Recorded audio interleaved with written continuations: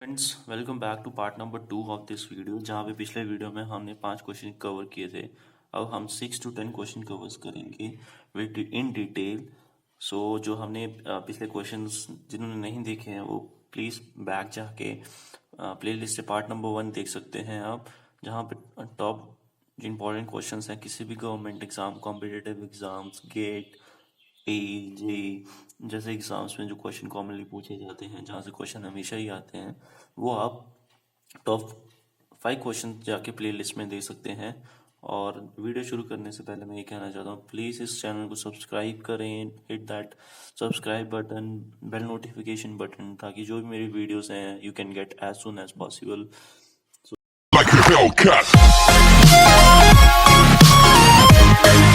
Number 6 question है हमारा, which is more elastic, rubber और mild steel. So comment box में मुझे ज़रूर बताइए व्हाट डू यू थिंक कि कौन सा मोर इलास्टिक होता है, रबर मोर इलास्टिक होता है या माइल्ड स्टील। जो इसका आंसर मैं तो दूंगा ही, but before answering me just have a wild guess on your mind, in your mind, that which is more elastic, rubber और mild steel. So mild steel और रबर से पहले मैं आपको एक चीज़ बताना चाहता हूँ कि डक्टाइल मटेरियल क्या होता है। डक्टाइल मटेरियल वो होता है जिसको अब सिंपल लेमन लैंग्वेज में बोलें, जिससे हम वायर्स बना सकते हैं, ability to draw into wires, ठीक है। But in technical terms we call it as the a material is called as ductile material when it's post elastic strength, this is PES, post elastic strain is greater than 5%। जो उसकी एक बार आप उसके ऊपर load लग गया, उसके बाद जो उसकी पोस्ट इलास्टिक स्ट्रेन है वो अगर 5% से ज़्यादा है, सो उसको हम कंसीडर कर देंगे एज अ डक्टाइल मटीरियल। अगर उसकी वो पोस्ट इलास्टिक स्ट्रेन जो है वो लेस देन 5% है, so that is called as malleable material, which is also called as the ability to draw into thin sheets, जो हमारी एल्यूमिनियम शीट्स होती हैं। सो एल्यूमिनियम हमारा क्या हुआ, मेलिएबल मटेरियल हुआ, और कॉपर क्या हुआ, हमारा डक्टाइल मटेरियल हुआ। सो अब डिफरेंस आता है इलास्टिक मटेरियल, मोर इलास्टिक कौन है, हमारा रबर है या फिर माइल्ड स्टील है। तो इसको देखते हैं हम। सो जिन्होंने ये सोचा था कि इलास्टिक, इनमें दोनों में से इलास्टिक जो है वो रबर है, तो वो लोग गलत हैं। जो एक्चुअली जो मोर इलास्टिक है वो हमारा माइल्ड स्टील है। अब ये क्यों है, क्योंकि mild steel is more elastic than rubber because after the unloading जो हमारा माइल्ड स्टील होता है in fraction of time will regain its original shape and size. But जो रबर है वो हमारा ज़्यादा टाइम लेता है। जो पोस्ट इलास्टिक स्ट्रेन है वो माइल्ड स्टील की ज़्यादा है एज कंपेयर टू रबर। सो जो अगर हमने इसके ऊपर लोडिंग लगा दी तो mild steel will gain it's original shape more as compared to rubber. So mild steel will regain its shape and size more faster than rubber after unloading. सो हमारा जो रबड़ है वो एक्चुअली, हम अगर रबड़ को डिफाइन करना हो, सो रबड़ इज, जो मैंने आपको क्वेश्चन बताया था जो पिछले पार्ट में कि रबड़ का जो ग्राफ था नॉन लीनियर वाला, वो इसमें मैं आपको दिखाऊंगा। तो सबसे पहले हम रबड़ को डिफाइन करना हो तो हम इसको करेंगे, rubber is non linear elastic material. Rubber elastic तो है but as compare to mild steel it is less elastic. So हमको इसको डिफाइन करना हो तो रबड़ इज मोर ब्रिटल, या फिर rubber is more brittle than mild steel, या फिर हम इसको कह सकते हैं rubber is brittle not ductile. Rubber is brittle but not ductile. अब किसी का क्वेश्चन आ रहा होगा कि अगर वो डक्टाइल है तो फिर वो, जैसे ब्रिटल जो होता है, अगर मैं इसको डिफाइन कर रहा हूँ कि वो ब्रिटल है, तो ब्रिटल का एग्जांपल आपके दिमाग में हो रहा होगा ग्लास, ठीक है। अगर किसी के दिमाग में ये आ रहा है कि अगर रबड़ ब्रिटल है तो वो कांच की तरह टूट कर नहीं जाता, मैं ये कह रहा हूँ कि comparatively to mild steel rubber is more brittle but not ductile, ठीक है। Because is post elastic strain, जो हमारा पोस्ट इलास्टिक स्ट्रेन है रबड़ की वो नीजेबल है, मतलब लेस देन 5% से भी कम है। ठीक है, so it is we consider it as a brittle material. जो टेक्निकल टर्म्स में है, हम वही मटेरियल डक्टाइल मानते हैं जिसकी पोस्ट इलेक्ट्रिक स्ट्रेन जो है वो 5% से ज़्यादा हो, तो इसको हम कंसीडर कर रहे हैं ब्रिटल में, जो टेक्निकल टर्म्स में है। ठीक है, अब हमारा नेक्स्ट जो उसका मैं आपको ग्राफ बताने वाला था वो ये था ग्राफ, जो पिछले वीडियो में मैं बता चुका हूँ। जो रबड़ का ग्राफ था वो इस तरह का होता है, नॉन लीनियर इलास्टिक। अगर उसकी लोडिंग करेंगे तो इस तरह से जाएगा। ठीक है, वेयर एज माइल्ड स्टील की करेंगे तो स्टार्टिंग में ऐसा होगा, बाद में वो अनलोडिंग के बाद आपने ऐसे देखा होगा कि बाद में वो ग्राफ जो होता है वो कुछ इस तरह से होने के बाद कुछ ऐसे होके फिर ऐसे जाता है। ये माइल्ड स्टील का ग्राफ होता है, पर नॉन लीनियर रबड़ का वो इस तरह का होता है। This is example of rubber and this is example of mild steel. ठीक है, सो अब नेक्स्ट क्वेश्चन हमारा है effect of temperature on tensile and effect of temperature on tensile and compressive strength. So अगर हमारा टेम्परेचर मान लो बढ़ता है, इफ टेम्परेचर इंक्रीजेस, सो इसका इफेक्ट टेंसाइल और कंप्रेसिव स्ट्रेंथ पे क्या पड़ेगा।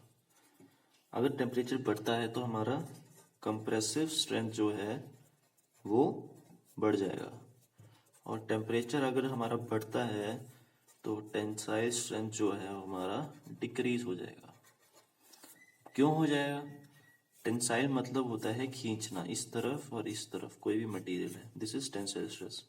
वेयर एज दिस इज, जो अंदर की तरफ आ रहे हैं वो है कंप्रेसिव, जो बाहर की तरफ जा रहे हैं वो है टेंसाइल।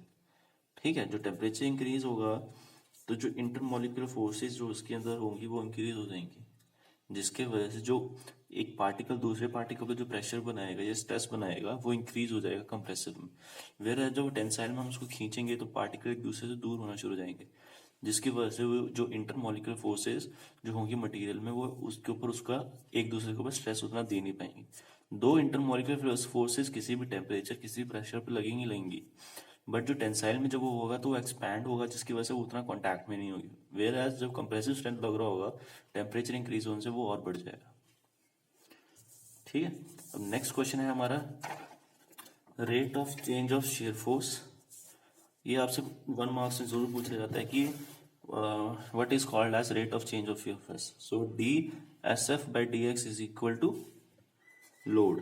अगर चेंज इन शेयर फोर्स है तो उसको हम डिफाइन करते हैं, मतलब फर्स्ट उसका डेरिवेटिव क्या होता है, लोड होता है। अब similarly change in bending movement along its length is called as shear force. dm by dx is equal to shear force। अगर उसका डेरिवेटिव किया जाए डी बेंडिंग मोमेंट का तो वो इक्वल टू होता है shear force की। ठीक है, अब नेक्स्ट क्वेश्चन की तरफ चलते हैं हम। occurrence of shear stress at different shape due to torsion in shaft। जो हमारा shear stress कहाँ लाइक करेगा, अगर कोई भी हमारा शाफ्ट है, चाहे वो सर्कुलर है, रेक्टेंगुलर है, ट्राइंगल है, तो shear stress की occurrence कहाँ पे होगी। तो सबसे बड़ी पहले हमारी शेप है रेक्टेंगल, तो रेक्टेंगल में वो लाइक करता है at the middle of longer side और एट न्यूट्रल एक्सिस। दो neutral axis is not the right answer, but कहीं बुक्स में आपको ये मिल सकता है कि जो shear स्ट्रेस है इन अ रेक्टेंगुलर शाफ्ट वो लाइक करेगा न्यूट्रल एक्सिस पे, बट एक्चुअली जो होता है वो it is middle of the longer side. अगर मैं अभी कोशिश करता हूँ बनाने की,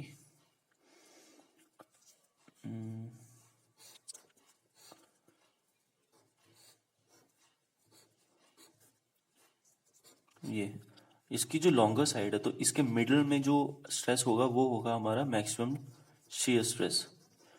दो इसका न्यूट्रल एक्सिस भी ये हो सकता है, बट न्यूट्रल एक्सिस आपका शॉर्टर साइड का भी हो सकता है, बट हमें जो मैक्सिमम shear स्ट्रेस होता है वो लॉन्गर साइड पे एक्ट करता है। ठीक है, जो नेक्स्ट शेप है जो हमारी वो है ट्राइंगल। तो ट्राइंगल वाली शेप में क्या होता है, it the maximum stress lies at the h/2 from the base,